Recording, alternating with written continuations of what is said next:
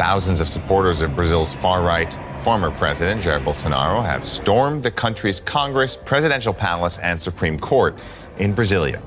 They refused to accept Bolsonaro's defeat in October's election.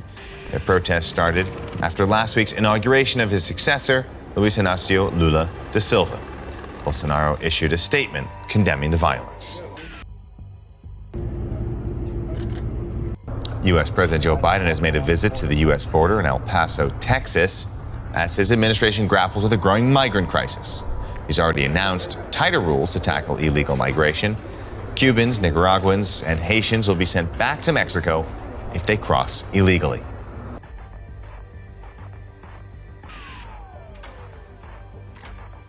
This is about terrorism, it's about weapons exports.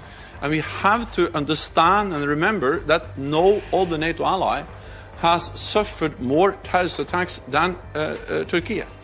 Sweden's Prime Minister Ulf Kristersson says that Stockholm cannot accept all of Turkey's demands in its bid to join NATO. Both Sweden and Finland applied to join the Western Military Alliance after Russia invaded Ukraine. Turkey, a NATO member, has so far refused to ratify their applications until it meets demands, such as opposing Kurdish militant groups.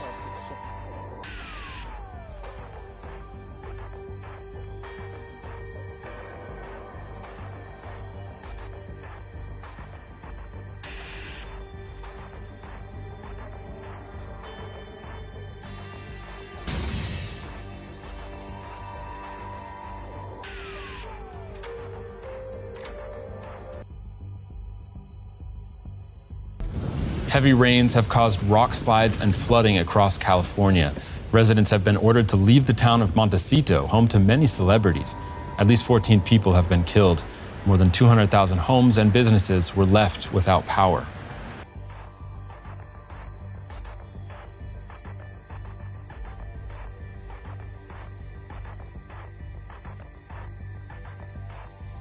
Ukraine's President Volodymyr Zelensky says Russian bombardments have destroyed the western cities of Soledar and Bakhmut.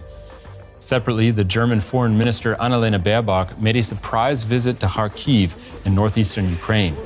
Kyiv is pressing Germany to supply heavy battle tanks on top of recent pledges to deliver armored infantry fighting vehicles. With Leopard 2 tanks finally making it to Ukraine, Russia will be surrounded by the Western main battle tanks in its neighborhood.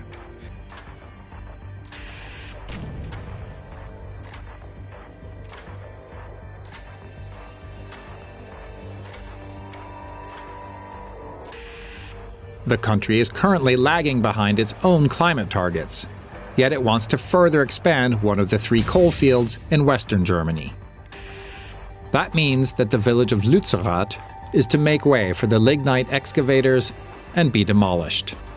For years, climate activists and local residents have been protesting to save the village and to leave the climate-damaging coal in the ground.